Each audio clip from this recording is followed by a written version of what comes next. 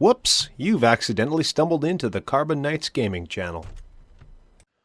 Welcome back, Knights, to another Carbon Knights Summoner's War video. Oh yeah, great intro. Great intro. We're keeping that.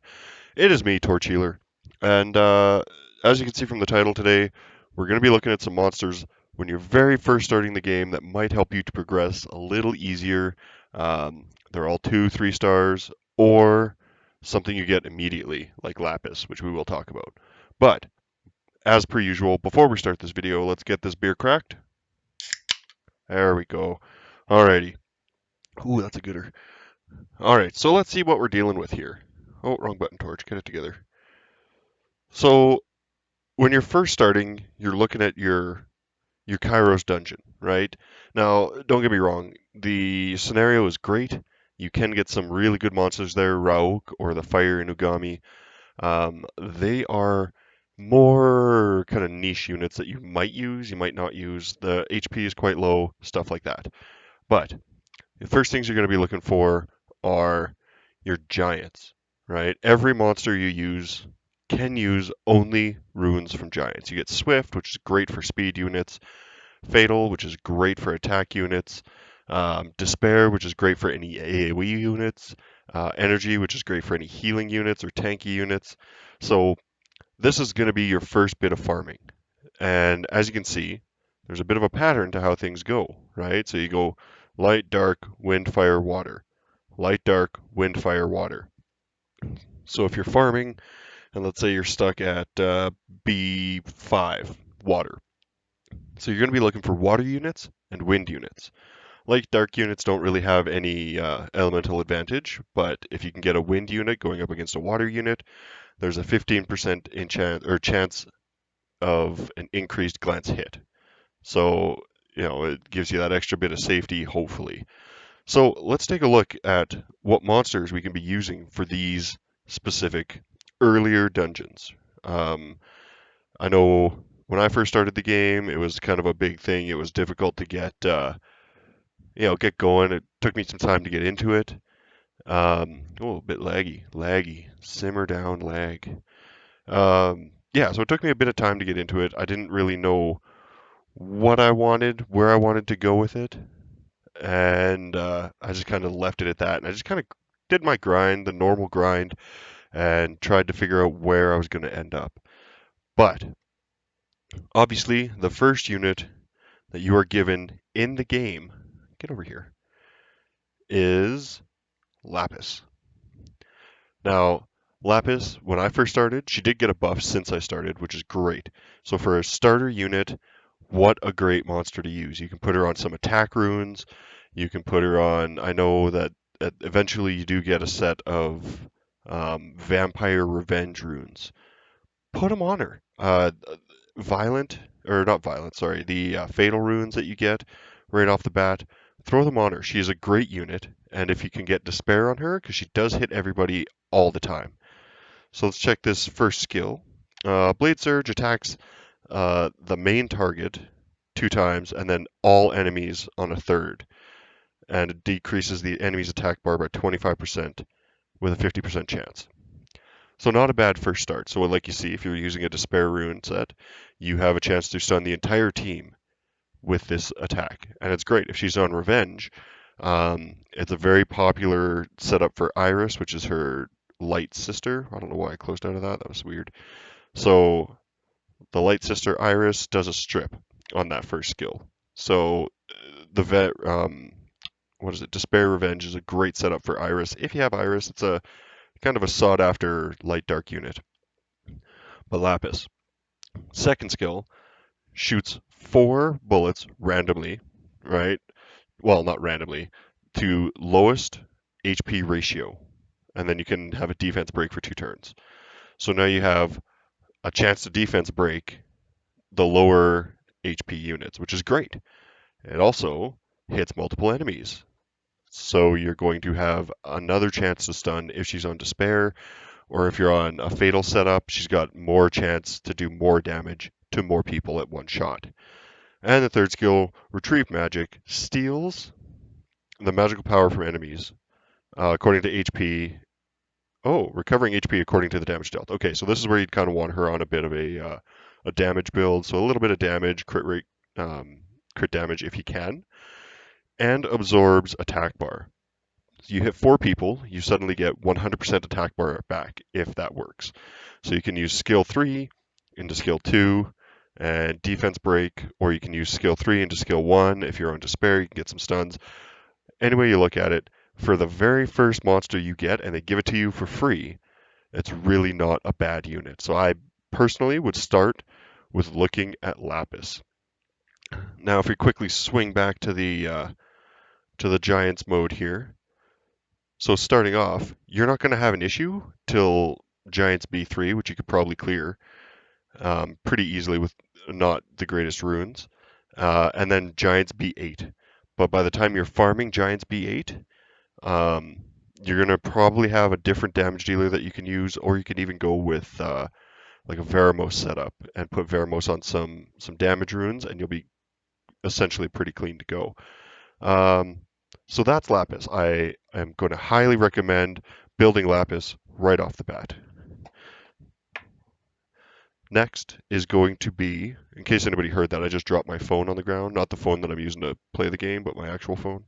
Um, Next is going to be, you know, a bit of a safety monster. So I know there's a guild that goes pretty hard on the Lulu, but Lulu. So if you're going to have one damage dealer, you're definitely going to want a healer at the minimum. All right, so if you can get a good healer, and for a 2-star monster, you can get her out of the unknown scrolls pretty easily, right? So your first attack, yeah, attacks recovers HP of an ally by the lowest percent by 15%. Not bad. Second skill, removes all harmful effects on an ally and recovers both your HP and the target's HP by 20%. So now you're getting a double heal on a skill 2. And you got to remember, with being a 2-star monster, it's very easy to get your skill ups for the Lulu. So you're going to be having these skills, every couple, 2, 3 turns. Third is remove and heal. Removes 2 harmful effects on all allies and recovers the lower or the allies. Oh Jesus! And recovers the HP of all allies by 20%. And if you have no harmful effects, it grants you immunity for 2 turns. What a great thing! An immunity monster that you can get. That's a 2-star monster, easy to skill up, good base speed, for starting units, and multiple heals. Heal, and this is essentially a Delphoy for water, right? Why would you not want that? So if you're looking at it and you're looking to get into those dungeons, look to a Lulu as kind of your healing, your support unit with that possibility for immunity.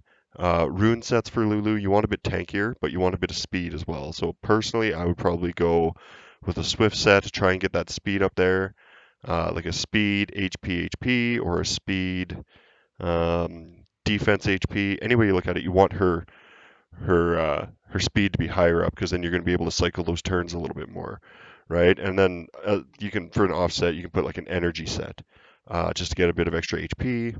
Um, yeah, that's probably what I would do. First starting unit is a kind of a swift energy, so get a bit higher HP, a bit tankier build, and that speed up there so that we can be cycling these turns quicker. Now, if you have a damage dealer and you have a healer, you're going to need. Who can we look at next? I know who. There's 2 in here that I want to look at. The first one being not found by me. Where the hell are you? There we go. Bernard. Now, a lot of people ask, why would you want Bernard, right? He's kind of a niche unit, not a niche unit, but there's only certain places you're going to use him. So some of those places are going to be arena. You're going to use him in arena. You can use him in the water dungeons. You can use him in a lot of places. He gives your team a speed boost and an attack bar increase on his third skill. So the attack bar increases by 30%, and you also get a speed boost for 2 turns, which is great. Some monsters actually get bonuses off of the speed boost, like Theomars. So anybody that has a Theomars out there and is running it with a speed booster, not a bad idea. Second skill is a defense break and an attack power break. So not only are you weakening their defense, you're also making it so they don't hit you as hard, which is not a bad thing. So now you have somebody that's giving you a speed boost, you're getting an attack decrease on the enemy, you're getting a defense break on the enemy, and then the first skill just kind of hits, right? Yeah. Yeah, and the damage is based off your attack speed. So here's another one. You're going to go as fast as you can get because you want to cycle those turns, and the more that this Bernard cycles, the more times it can use that tailwind and boost your team up, meaning your team's going faster, right?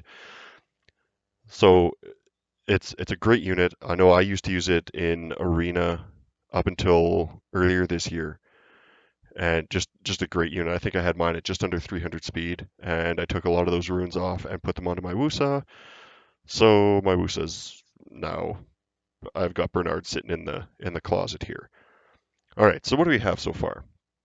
Let's take a second to think. We have an attack bar booster, which is great. We have heals and immunity, which is great.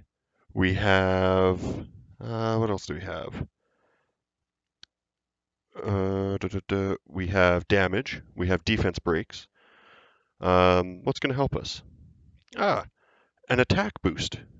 If we can bump up our attack, that's going to help us a little bit. Who can we do that at a low level? Boom. Megan. So here's the thing. You don't necessarily need both Bernard and Megan. Uh, and I'll explain to you why. So what Megan does is she will inflict continuous damage, which is really good once you're into the giants. They have high HP. Continuous damage really knocks them down quickly. So once you kind of get farther into the game, and maybe you're having some troubles with giants B9, B10, look towards getting the continuous damage, dots, damage over time, whichever way you want to look at it, to kind of chip away at that HP bar. Second skill removes one beneficial effect uh, or prevents for one turn with a 75% chance. So Theomars. What I do against Theomars is I'll use my Megan and I'll knock I'll kind of cycle turns. So I'll knock the HP all the way down until the um, whatever it is, not invincibility, but the anti-death thing pops up for Theomars. And then I'll hit it with Megan and it will strip it, and the damage comes after it strips the beneficial effect.